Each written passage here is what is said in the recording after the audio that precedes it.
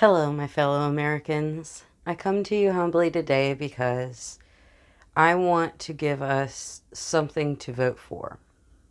That's why I'm here. Right now, I feel like we are in a country that is dominated by two political parties, neither of which care to serve the needs and desires of the majority of Americans.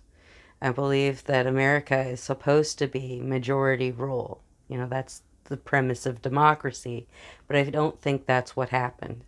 I think right now we are living in a minority rule society. The minority being the party structure at the very top of the Republican parties and the Democratic parties. And I feel like both of those parties care more about getting enough people to vote for what they want than representing any group of voters. They want to choose their voters instead of their voters choosing them. And I think that it's time that we stop letting that be normal in this society. So I have gone through and I've looked at what people actually say they care about, Americans say is important to them. And I've created this platform with the intention of taking immediate action to get as close as possible to what the majority would like to see in this country. Now, I'm going to just start out by reading off for you some of my notes here. I hope that you'll forgive me for the humbleness of my presentation. I am not an ideal candidate for president, but I would run on this platform. If no one else will come forward that's a better candidate, that is not disabled like I am, that wants to actually take this up, then I would gladly take the responsibility, the honor, and the privilege and the responsibility of public service on. This, though, is not something that I am clinging to for myself. Anyone else who wants to adapt this platform, I encourage you to do so. I consider this a new party in a sense. We can call us the Fidelicrats, if you like. The Fidelity Party. The fidelity to the actual principles of democracy. That's what I'm here for. Now, the very first, most important thing that I think that we need beyond everything else is accountability.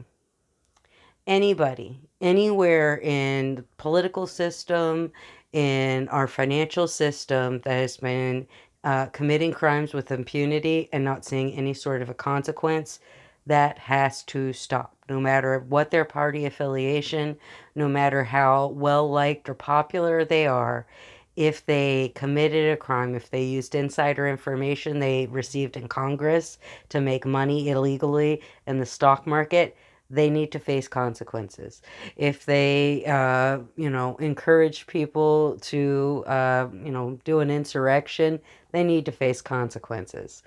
I don't care at all about party. I don't, if we get the Epstein files out, I'm just as equally for Republicans, Democrats, and non affiliated people to see consequences for whatever actions they took. I don't want people to be, uh, punished just for being an opposition party, but if they committed crimes, they need to pay the price for that. That is one of the foundational things of this party, is that we have a lot of flaws. We have a lot in place to make our country great, but those laws are being selectively enforced. If you are rich, if you are able to pay a fine without it causing trouble in your life, then what sort of legal accountability do you have if you are even prosecuted for things you do wrong? It is time for everyone to be treated equal under the law. The next thing that I think is most important is changing our voting system. The voting system that we have now is called first past post, and it is almost always going to end up like this with a stagnant two-party system. What we need, very first easy thing we can do is we can switch to ranked choice voting, just like they did in New York City in their most recent mayoral election. What that does, it is allows people who are not part of your normal party elite to have an actual chance in the primary. And you get higher quality candidates into the general election because of that. It also means that general elections can have third party candidates without having spoiler effects. So it makes it more likely that people will actually have candidates they want to vote for instead of having to think about what other people are going to do and having to compromise and vote for somebody they think is less harmful to them than the other option that they have. I think that's part of why we had 120 million Americans just not vote. 120 million adults who could have potentially voted under different circumstances did not even vote. That's more than either candidate by a lot. Disengagement with our political system is who won the 2024 election, not either one of the parties or the candidates that they put forward. And that's why we need to make a major change. And ranked choice voting is one thing that really would not make a huge difference in terms of cost, but could make a huge difference in terms of outcomes of our elections and making it so it's not so much of a minority rule situation where candidates can run and actually have a chance that might be able to get people who are disengaged from our political system out to vote. All right, next. First, this is a very easy one. Very, very easy one. We just need to fully fund the IRS. The IRS, every dollar you put into the IRS, you get back and then some. And it's very telling that when you get people in power cutting back on the IRS budget, what they are saying is, we want our rich friends to be able to get away with tax fraud. If there's not people out there doing the audits and doing the hard work that IRS does, making sure that we get the money that we're already owed, then that money is taken from us. It doesn't end up in our coffers, even though it should have. And I find it very interesting that the IRS budget keeps getting cut and cut and cut. Fully fund the IRS. They need all of the money that they need to get their job done because we will get it back and then some from their labor. We also need to just fully fund all of our different government agencies. It's absolutely ridiculous how many problems we have that are just related to not funding things that we are legally required to fund. It's hilarious to me how all these different partisans will go through and be like, well, the people wanted this program and they voted for it and it's law, but I don't want to actually do that, so I'm going to do some shenanigans to take the funding away and make it look like this program is not effective. And because the program is not effective, then I'm going to use that to justify funding it less and make it even less effective. If you keep knocking knocking boards out of the frame of a house, eventually all the timbers will fall. And that's the point in a lot of these cases. We have minority rule where people go in and say, we don't like these laws. We don't like America being the way it is. And so we're going to do these shenanigans to try to get things the way we want them. That's definitely true when it comes to the post office. The post office has been saddled with pension expectations that no other agency has. And that has messed up its budget for years. And that means that we've had to cut services, and that means that we've had to do this and that. And none of that was necessary. because the post office, while it shouldn't need to be a profit-making venture, it is a public service. It actually could be a profit-making venture if it wasn't saddled with these ridiculous, unwarranted pension requests. We can just remove that. That would be something I would do. No problem. I just feel like we have to start funding our society. What is our tax paid money for other than to make our society run well? We get our society running well, and then if you have any extra projects you want, then you worry about that. But right now, we need to fully fund the IRS. We need to fully remove that pension burden from the post office so that it can have no more funding shortfalls and can actually operate the way it needs to. We need to fully fund our education system. Those are good jobs in rural places that have been taken away systemically by people who want to use school choice as a way to rob from our school systems and give it to small for-profit companies that often misappropriate funds and don't offer a good educational experience for many of their students as well. It is time for all of our American children to get the free, fair, and appropriate education they are guaranteed by law. That is a right that we have as citizenry. And I don't think that it's fair at all to say that the education that we get today is appropriate.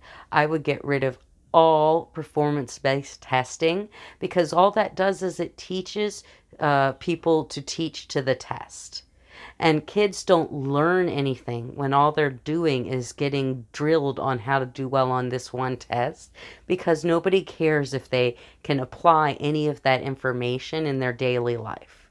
That's what education is supposed to be about. It's about getting information that you can actually apply and use in your daily life. We absolutely have to start paying teachers better. We have to start giving teachers more say in how their school systems are run. Administrators do not work with students, yet they make a lot of the day-to-day decisions.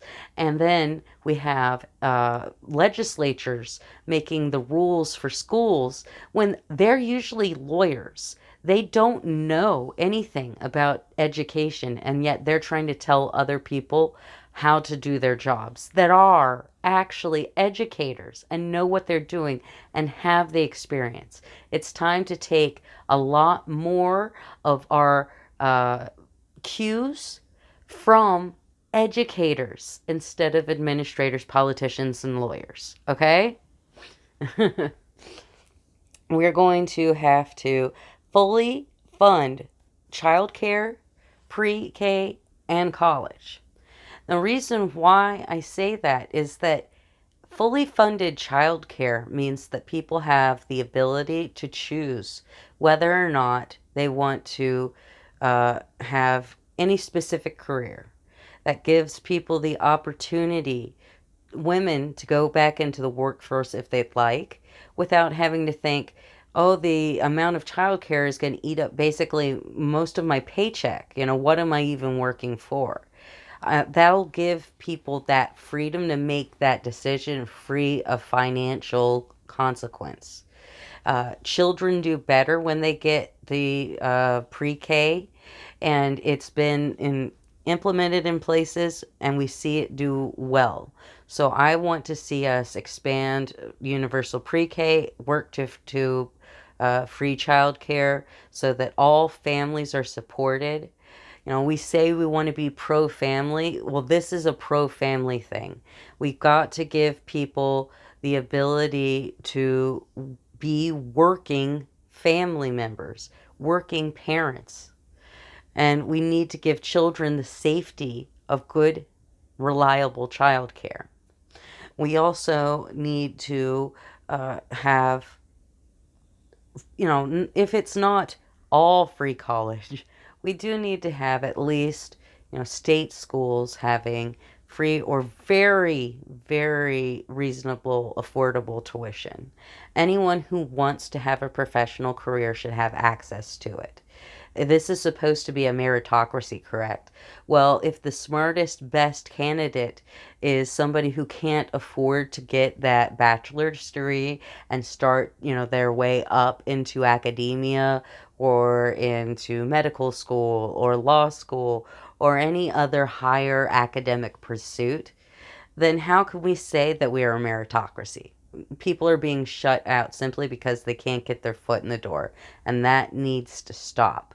We're denying ourselves some brilliant thinkers, problem solvers. I know tons of people who are really, really smart rural people who had no way to move into whatever professional field they aspire to. And they may have found other careers and done other wonderful things, but oftentimes when people can't follow their passion, they have a hard time finding any sort of beneficial career and being a good part of society. Isn't that part of what we want? All right, next note. Oh, yes, going along with that, paid family leave and paid sick leave. These two are similar issues, and I put them together, but they are distinct, very different things. We want families to be able to support each other. If a child is sick, we want them to have their parent there to support them. I saw that we have places now that are implementing things where if you have a child in NICU, you automatically get longer maternity, paternity leave. That's important because little babies in the NICU, they need their parents to be there. And when you're trying to juggle, a household, maybe other older children, this sick kid in the NICU, and a job, that's almost impossible. Even for a two-parent family, let alone single parent family homes. And even if you have extended family, grandparents, aunts, and uncles, and help, any little thing that we can do to make it easier to become a parent in this country is going to benefit us, because you need a healthy next generation in order to be a successful nation. Isn't that what we're here for? To perpetuate ourselves? Sick leave, similarly, is something that all adults need. We need this because people do get sick. You have times when, for example, I had cancer. And when I had cancer, I had enough sick leave to help me out until I was able to get on a short-term disability and get my chemo. And that was such a relief to me to be able to actually have that time and be able to do what I needed to do and still be able to keep my job. And I came back from my time off being sick and because became a top performer when I came back into it, because it wasn't that I was never going to be able to do my job again. I just needed that 6 months chemo time to be able to take care of myself. And that's what people need. They need access to time. They need to not have to come to work when they are sick and spread viruses around. That's a lot of the reason why people get so sick in the winter. They know they're sick, but they don't have the sick time to take off. And so they come into work and spread viruses and other illnesses around. We don't need that to be the way, and there's a way to fix that. And that's to allow people to stay home and self-quarantine when they need to. Give people that opportunity. All right. This is another big one.